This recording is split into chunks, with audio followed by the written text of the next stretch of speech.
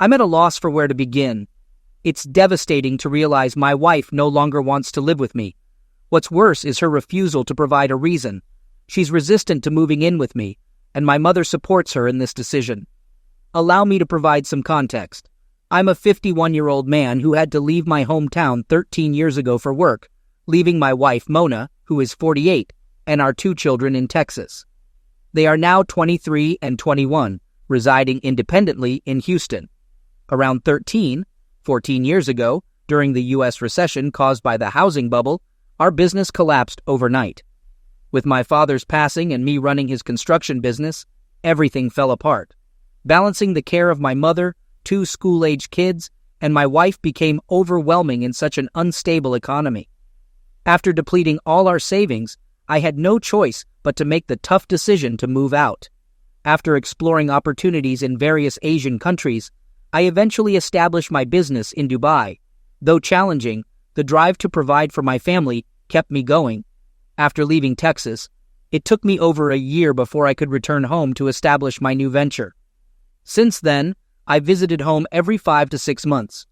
I desired to bring my family with me, but Mona and the kids were reluctant due to concerns about disrupting their schooling. Last year, when my youngest daughter finished college and secured a job, I planned to visit home to spend time with her. During that visit, I suggested to Mona that we relocate here now that the children have moved out, but she declined, fearing leaving my mother alone.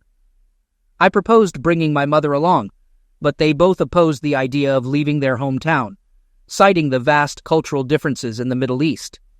They had valid concerns, so I didn't press further. During my last visit home, I shared with Mona my intention to wrap up things in Dubai and return to Texas. I anticipated her excitement, but instead, she reacted unhappily. I inquired why she didn't want us to live together, and she explained she was content but puzzled why I'd leave everything behind. While she had a point about the sacrifices made to establish myself in Dubai, after 13 years away and with our children grown, I longed to return to my comfort zone. I reassured her about our finances and plans to establish something in Texas given the improved economy. However, she remained unconvinced, which raised concerns for me, though I gave her the benefit of the doubt. The next morning, my mother dropped by unexpectedly and advised against my quick decision to return. Since I hadn't shared my plans with her or anyone else, it must have been Mona who informed her. I was taken aback. Similar to Mona, my mom's concern made me doubt myself. I began to wonder if I was making a mistake and ultimately abandoned the idea. However, I couldn't shake off the distress caused by my wife's reluctance to live with me. While her reasoning might make sense, I felt devastated by Mona's emotional distance. This feeling consumed me so much that upon returning home, I reduced my calls and texts with her. I hoped she would notice and inquire, but she seemed indifferent to whether everything was okay. There were days when I didn't reach out, and she didn't either. Over time, her communication became purely transactional, indicating that she no longer relied on me. So last month, I confronted her, questioning if she still loved me. She dismissed it as overthinking, explaining that she was busy caring for the household and my aging mother. I was at a loss for words. It's uncommon for a wife to bond so well with her mother-in-law and care for them. While I appreciated Mona's kindness to my mom, my unease grew daily. I couldn't comprehend why she didn't want me home when we already had our own house. Our major responsibilities were fulfilled, and I reassured her that our lifestyle wouldn't suffer. It just didn't make sense. Yes, I considered the same possibility as you all might be thinking. Perhaps she found someone else, but how could I uncover the truth? She hadn't shown any other signs until now. She had been a fantastic mother, bravely raising our children during my absence. It wasn't easy. She fulfilled all her roles gracefully. Sometimes I feel guilty for suspecting her, but you know how challenging long-distance relationships can be. Update. Mona had been having an affair, and my mother had known all along but never told me. I can't understand why I deserved this fate.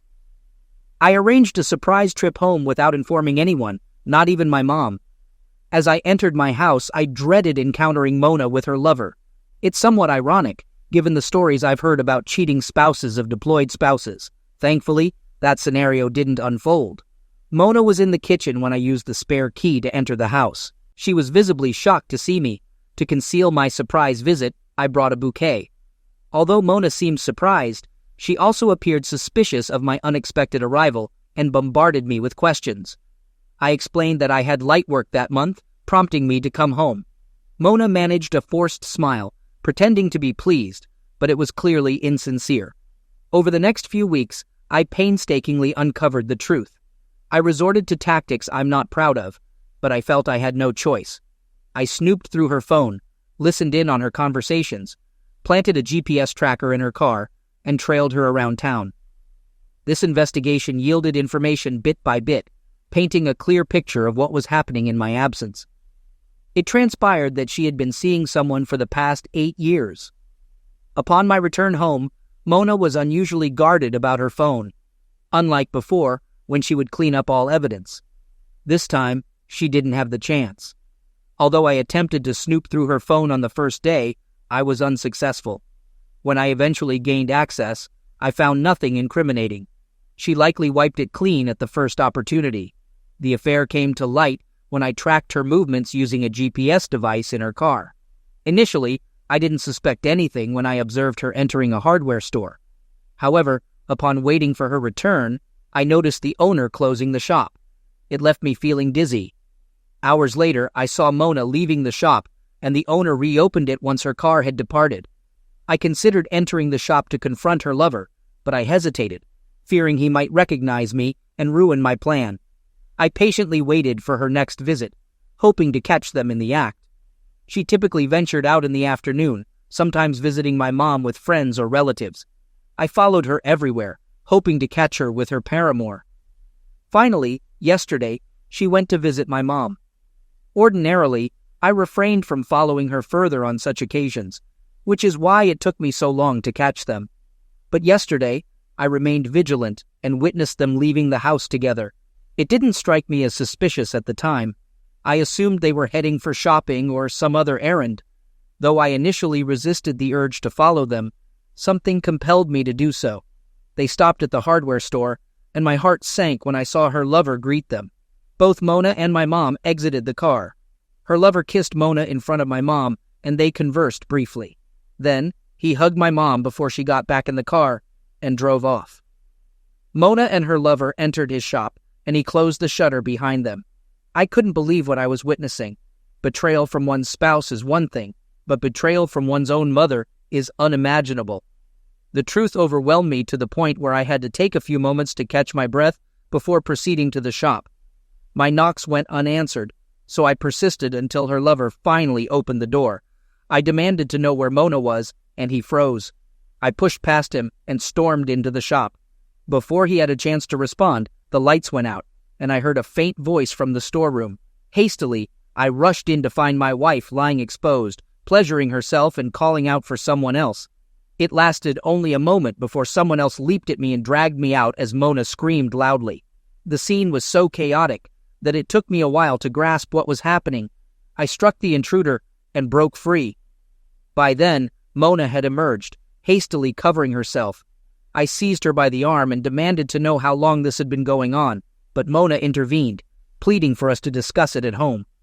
Aware I could face consequences for the altercation, I backed off, exited, and drove away. I headed to my mom's place. Bursting inside, I shouted accusations, convinced she was aware. Mona had already informed her, as my mom's lack of surprise indicated. She simply cried and held my hand, urging me to calm down. I collapsed emotionally. Soon, Mona joined us. Seeing her face only fueled my anger. I implored them both to tell me the truth. After much prodding, Mona confessed to feeling deeply lonely during my absence, for 13 years. I had been so consumed with work that I had little time for her. My calls were brief check-ins about the kids and mom. But what about me? I demanded to know how long this had been going on. She admitted, perhaps 7 or 8 years. Shocked, I felt like a fool. I had toiled abroad for years to provide for my family, only to find this betrayal waiting for me at home.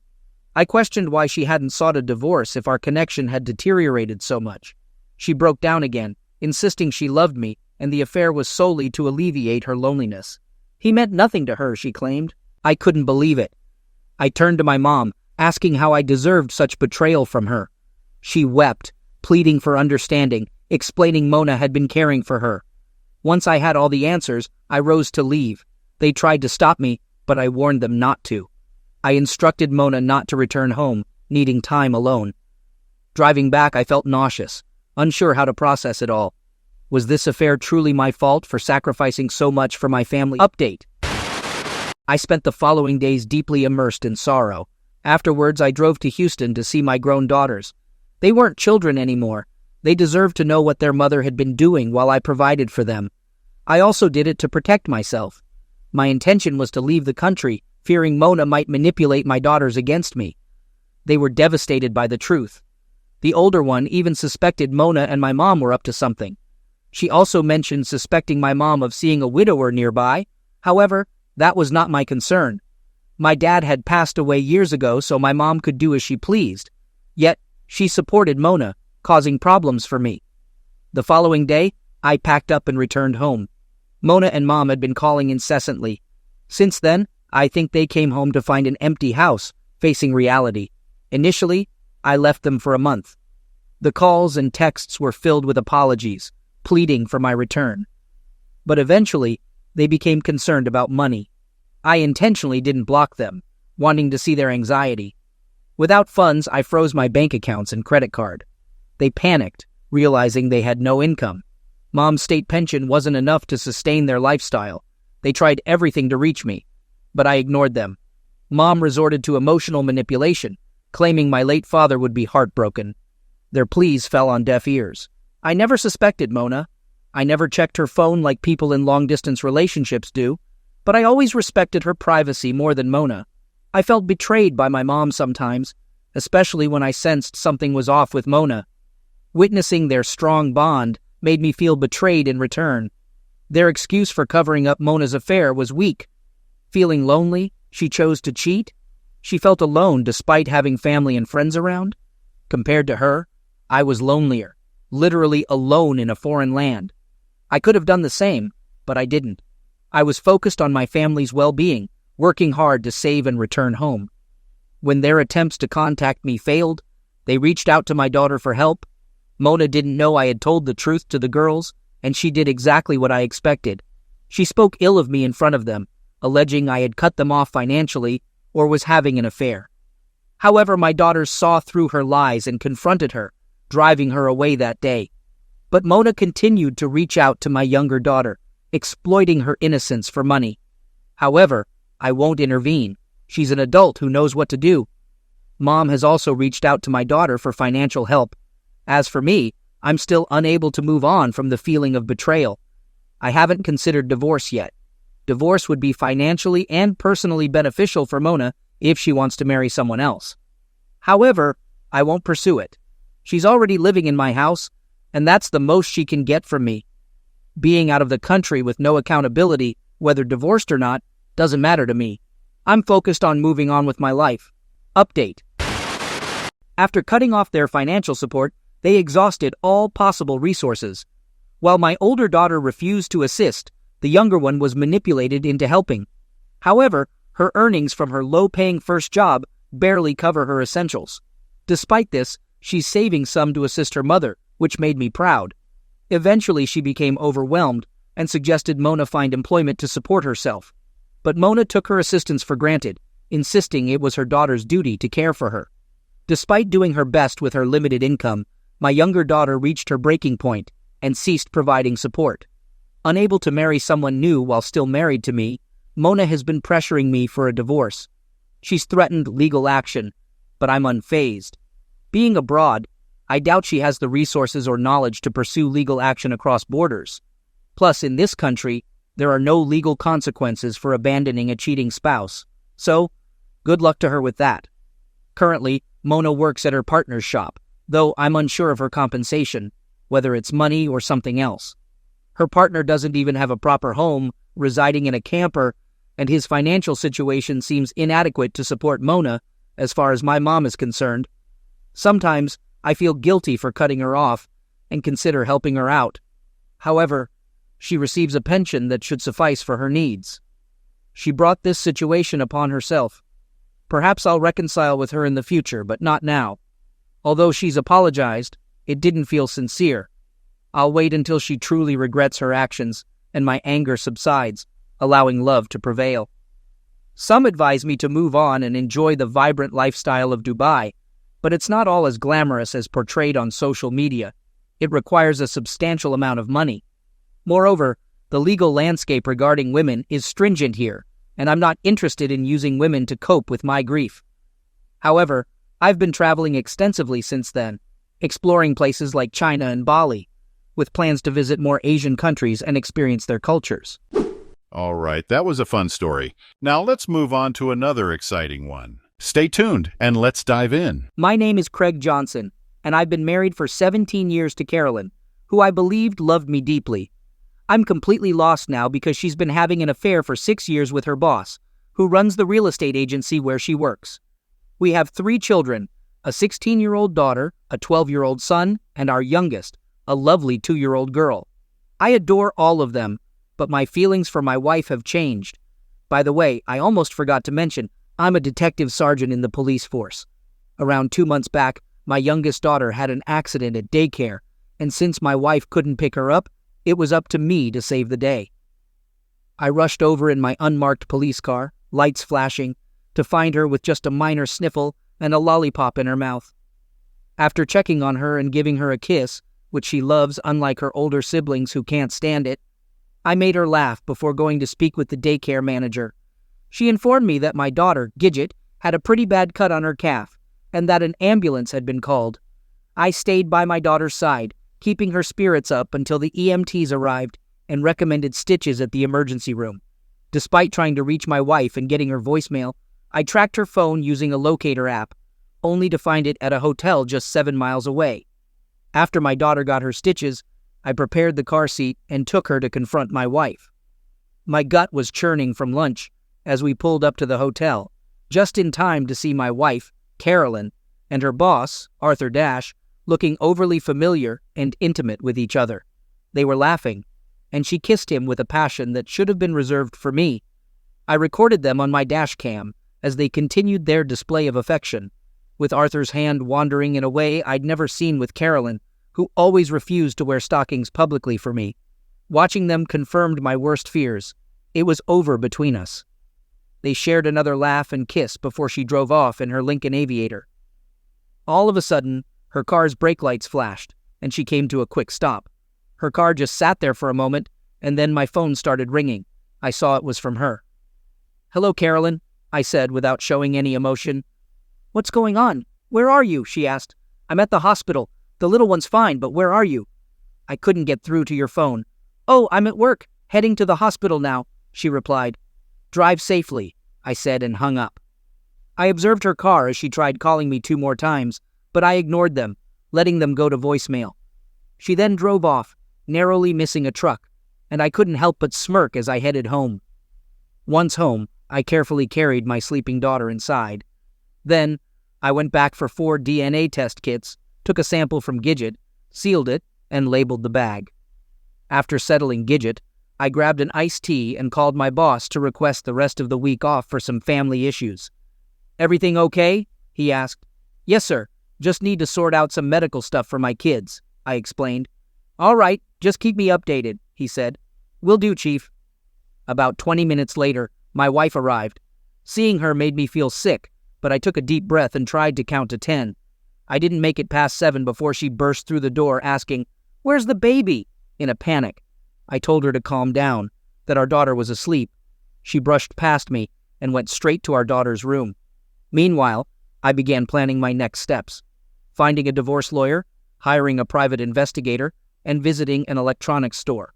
She stormed back to me, demanding to know what happened. I explained that our daughter had fallen, but was fine now, with only 4 stitches that wouldn't likely scar. "Why didn't anyone call me?" She raised her voice at me. I calmly told her that both the daycare and I had tried to reach her, but couldn't. She claimed she was in a meeting and had turned her phone off to avoid interruptions. I mentioned that she could have set her phone to vibrate instead, adding that it was fortunate the situation wasn't more serious with the kids or, worse, something fatal involving me. Her expression changed drastically, turning pale as the implication set in. She admitted she hadn't considered that possibility, Of course you didn't, I thought to myself. Right then, our other two kids came home from school, Marissa, who was 16, and Craig Jr., who was 12. They stopped in the living room and looked at us. "What's going on, Dad?" my son asked. "My son, your sister tripped at daycare and cut herself. She needed stitches at the hospital, and I was there with her," I explained. "And you, Mom? Where were you?" Marissa asked. "I was in a meeting," she replied quietly. It was clear Marissa thought her mom was hiding something. Craig Jr., or Junior as we call him, stared at his mom. "Really, Mom?" he questioned. Carolyn looked uncomfortable and her face turned red. "I need to take a shower," she said. "Didn't you already take one this morning?" I asked, pretending to be clueless. She got flustered and glared at me, trying to make me feel guilty. "Drop it, Craig," she snapped and went upstairs. I looked at my kids and saw they were upset. "It's all right, guys. It's just a minor argument," I reassured them. "If you say so, Dad," Marissa said, while Junior just shook his head. "How about we get some pizza?" I suggested. I ordered pizza, and 30 minutes later, we had 2 large pizzas, 1 pepperoni and 1 mushroom. The kids started eating, including little Gidget, and we waited for their mom. She showed up and immediately acted displeased. "I only like anchovies," she complained angrily. So I said, "Sue me," and she gave me a fiery glare before going to get some wine. The kids were quietly laughing and sneaking glances at their mom. She left the room in a huff, and the kids and I talked about their day at school and other happenings. Later, it felt as cold as if it were midnight in the South Pole, and I needed an extra blanket. It had been 3 months since we were close. Things were about to get even tougher. The next day, I met with a lawyer to discuss my choices. She had no sympathy for cheaters, particularly wives, and was supportive of police officers. She informed me our state doesn't blame either party in divorces, but warned me I could end up in a bad financial situation unless my wife was cooperative. She advised me to collect as much evidence as possible for our case. She also mentioned that financially, I might not be in a bad position since my wife earns more, and that my eldest daughter could choose whom she wants to live with because of her age. I then hired a private investigator I trusted to watch my wife and her friend, knowing it wouldn't be too expensive and would provide me with the evidence I needed. After that, I bought some wireless microphones and 3 video cameras from an electronics store. I installed the cameras in our bedroom, the living room, and the guest room when I got home. I planned to place one recorder in her car, another on a bookcase in our living room, and the last one in our main bedroom. Then, my wife texted me saying she'd be home late and asked me to take care of the kids until she arrived. So, I picked up Gidget and headed home to make dinner. A couple of hours later, my 2 older kids came home, and we talked about what to have for dinner. I suggested grilled chicken, mashed potatoes, and creamed spinach. Marissa thought it sounded delicious. Junior gave me a sly look and asked, "What's Mom having?" I responded that Mom could sort out her own dinner. Marissa and Junior exchanged glances. Then Marissa said, "Dad, we need to have a chat." I braced myself, thinking they were going to give me a stern talking to, and we all went to the kitchen to start making dinner. Marissa voiced her concerns, saying, "Dad, I think Mom's cheating. She's disrespecting you, and she's never here when we need her." Junior agreed, adding, "We're lucky to have both good looks and brains, no matter who we got them from." I paused what I was doing and pulled them in for a big hug, soon joined by their little sister exclaiming, "Me too, me too." I told my children I loved them more than anything, a sentiment I've always shared with them. They might find it cheesy, but they loved hearing it. I admitted things weren't looking great and I was looking into what their mom was up to, but I stressed that my love for them was unwavering. "We'll get through this," I assured them. Junior then suggested getting cheek swabs for a DNA test, thinking it might help my case. He clarified it wouldn't change how I felt about them, but might shed some light on the situation. "Junior's got a point, Dad.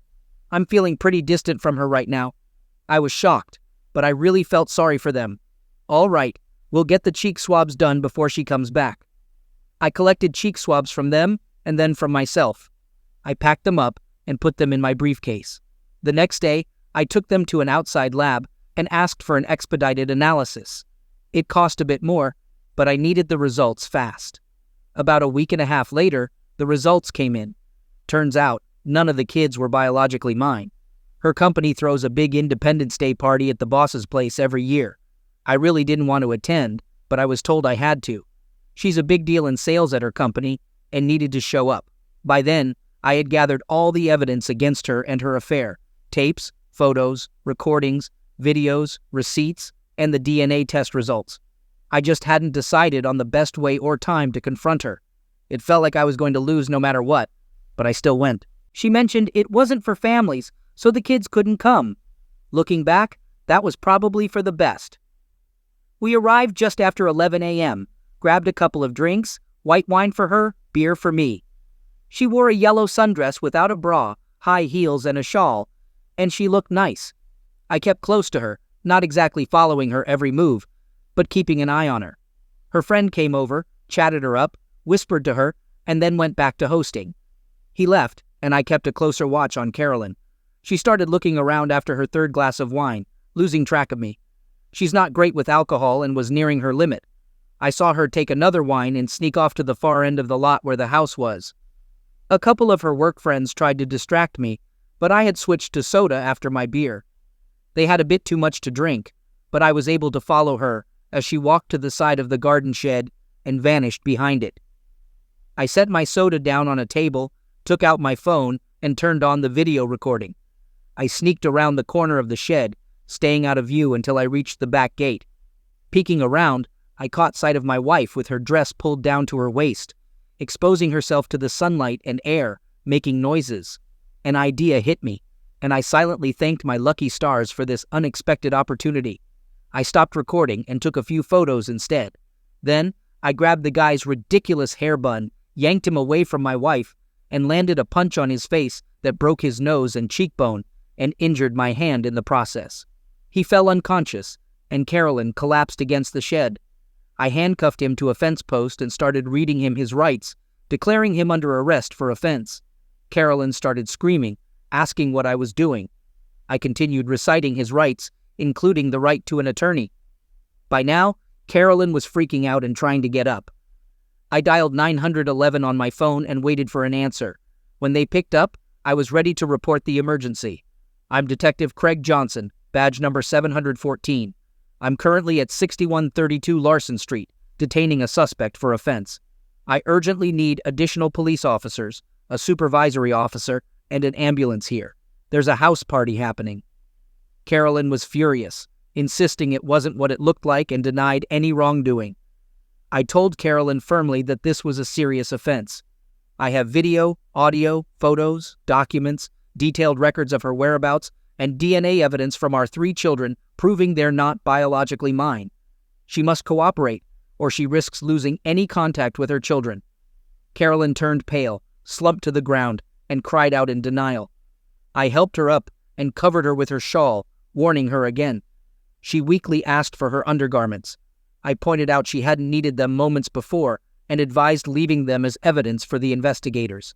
I helped her stand up despite her cries and difficulty breathing, and we moved towards the patio. The party guests grew silent and then looked on in shock, making way for us. I guided her to an empty lounge chair to sit. Her 2 drunken friends came over, demanding to know what happened. I explained that it was their boss who offended her.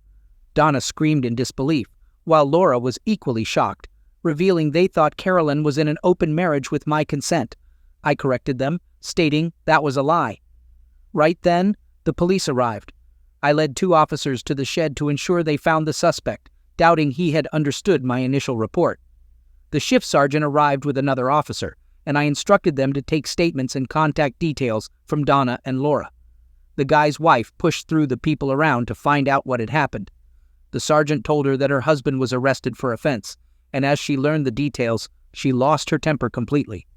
She tried to go after Carolyn, who was by this point in a very bad state. The police had to hold her back just as the paramedics arrived.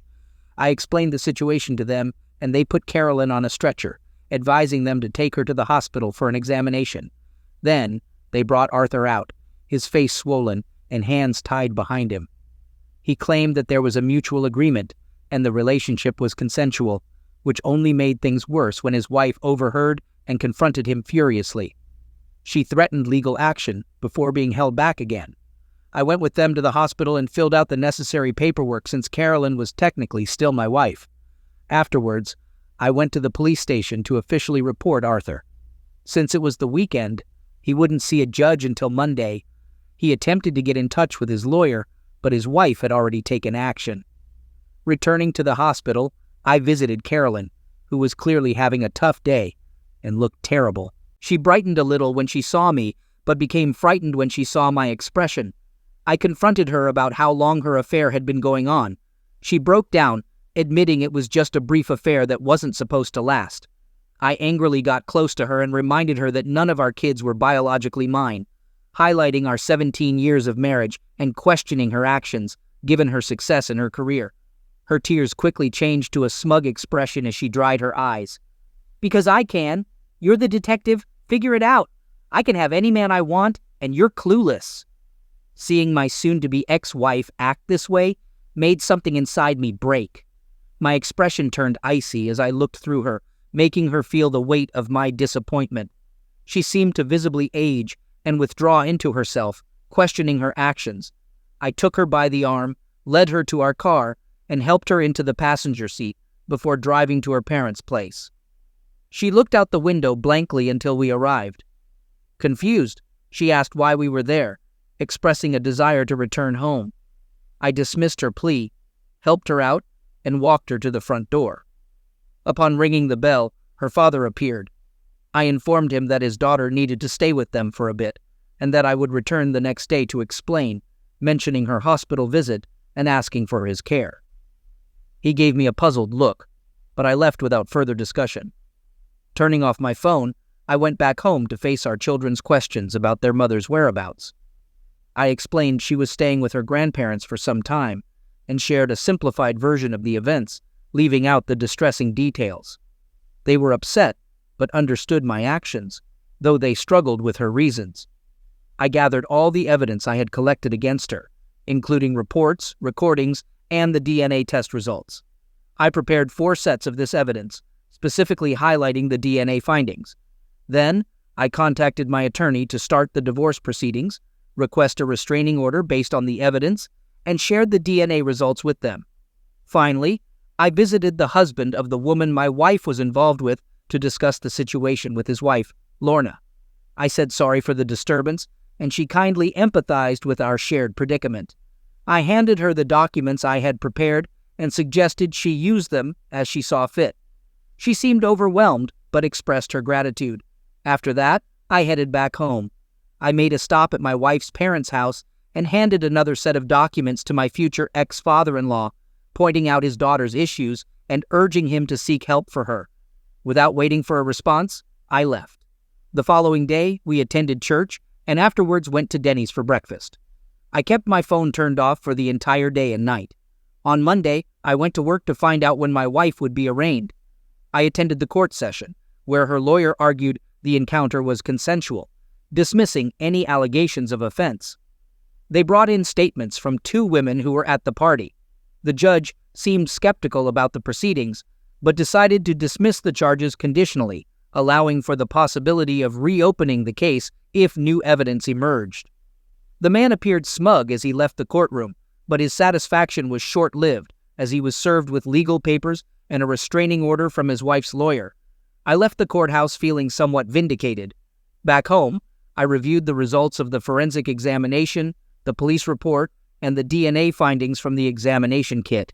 The results identified the biological father of my supposed daughter. As I was discussing these developments with my attorney over the phone, I heard a knock at the door. Unlike most, this person knocked instead of ringing the bell. Sure enough, it was my brother-in-law, Anthony. He was only a few years older than Carolyn, owned a construction business, and was rumored to have vague connections to organized crime. A few years ago, his son faced drug charges, and I helped navigate the legal system to resolve the matter almost entirely legally, followed by getting him into a rehabilitation program. Now, he's thriving in seminary. Given our history, I was well regarded by Anthony, so I suspected this visit wasn't just for catching up. Tony walked past me and was warmly welcomed by my children, who adore him, his wife Teresa, and their 3 kids. After escaping their enthusiastic embraces, he suggested we talk on the back porch. There, He expressed his confusion and concern about Carolyn's erratic behavior at her parents' place, and mentioned how upset her father was. He was curious if she had shared anything with me, especially since she became defensive after their father brought up the documents I had provided. Tony was in the dark because his father wouldn't share the documents with him. I explained that Carolyn had been unfaithful for 17 years, and biologically, none of the children were mine. I told him I was unsure about the paternity of Marissa and Junior, and that Carolyn likely didn't know either. I revealed that the father of Gidget is her current boss, Arthur Dash, and that Carolyn had contracted gonorrhea and was pregnant, but the child wasn't mine. I mentioned that her father had all the evidence except for the forensic examination results and the police report, which my lawyer had. I informed him that Carolyn would be legally notified this week. Tony sat down, visibly shaken by the news. He asked if there was any chance of reconciliation, but understood when I indicated there was none. I recounted how the charges against Arthur were dropped, but he was immediately faced with legal actions from his wife, who also received information from me. I emphasized that my intention wasn't to hurt Carolyn's parents with the harsh truth, but to prevent misinformation, stressing Carolyn's need for psychological help. Tony acknowledged the situation was shocking. Before leaving, he inquired about my plans for dealing with Arthur. I admitted I was at a loss, wanting to act but aware of the repercussions. Tony assured me he would handle the situation, looking me directly in the eyes with determination. "You're still considered family. This won't come back to haunt you. I won't harm my sister, but he will face consequences. This will settle things between us," Tony assured. I urged him not to take any action. "Do what?" he asked, then left before I could respond further. My wife was officially notified at her parents' on Thursday, which overwhelmed her to the point of fainting, necessitating a visit to the hospital. She was admitted for about a week before returning to her parents. Later, her father sought me out, questioning if there was any possibility for reconciliation. I was incredulous, pointing to the evidence I had provided. "Mistake?" I retorted, highlighting the gravity of her actions over trivial errors. I was relieved the children were not present to hear the exchange with their grandfather. Calming down, I insisted she proceed with the divorce. He left, clearly upset with the situation. Notably, after being notified of the legal proceedings, she vanished 3 weeks ago, missing a crucial legal appointment. It was revealed she owned the majority of Dash Realty, which made her less concerned about the proceedings, adjusting her legal strategy to claim abandonment. The divorce was delayed, now requiring a year due to her pregnancy and the need to wait 7 more months for a resolution. Throughout this period, her legal team pushed for a better settlement, arguing she deserved more. I had proposed she keep the house and receive a 10% financial settlement along with her retirement account and our joint savings. Visits were limited to once every 2 months at her parents' house, with no male or female friends allowed, and Marissa wasn't included since she didn't want to see her. Her attorney disagreed with nearly all the terms. I asked my attorney to arrange a discussion. Arriving early at my attorney's office, I set up a DVD in the projector, grabbed a coffee, and sat down. When Carolyn and her lawyer arrived, he introduced himself, and she reached out to shake hands. I dismissed the gesture, stating I already knew who she was and saw no need for pleasantries. I gave her lawyer a stern look when he suggested we remain polite, causing him to falter. They attempted to negotiate, but after 4 hours, we hadn't agreed on anything. I had rejected all their proposals and even rescinded some of my offers. Then, Carolyn accused me of being unreasonable. That's when I revealed my trump card. I proposed a deal: answer one question honestly, and I might reconsider. I pressed play on the DVD player, showing footage from my police car's dash cam of Carolyn and her affair partner leaving a hotel, a moment she hadn't known was captured. I paused the video as she took out a pair of blue lace underwear, leaving her pale and speechless. I confronted her about her so-called meeting and questioned the whereabouts of the underwear she had for our anniversary. I warned that unless she agreed to the divorce terms as they were, I'd take everything to court and make it public. I insisted she sign the agreement. She began to cry, quickly took a pen, and signed all the documents. Her lawyer was shocked as she got up, grabbed her purse, and then her water broke. She started crying out loud. We called an ambulance and she was taken to the hospital. I ensured that my name wasn't listed as the father on the birth certificate. She had a baby boy weighing 6 pounds, 7 ounces. We demanded a DNA test through my lawyer, and sure enough, the baby wasn't mine. Furthermore, the baby wasn't her lover's either. She had been unfaithful to him as well. The divorce was finalized, and I was free at last. Suddenly, I found myself quite popular in the dating scene. My daughter joked that I was now considered a catch. My son humorously warned me to be careful, suggesting I might be too attractive. I visited my brother-in-law, and we shared some beers. I curiously inquired about her lover's whereabouts, but dropped the subject quickly. I went on a few dates, but my heart wasn't really in it. 2 years later, Tony and Teresa hosted a barbecue, inviting everyone, including my ex-wife. The kids kept their distance from her and the man she brought. However, her son was quite the charmer, winning over my daughters. My 18-year-old daughter brought a boyfriend who seemed decent enough. I secretly approved of him. The man accompanying my ex-wife seemed overly interested in my daughter, making me uncomfortable.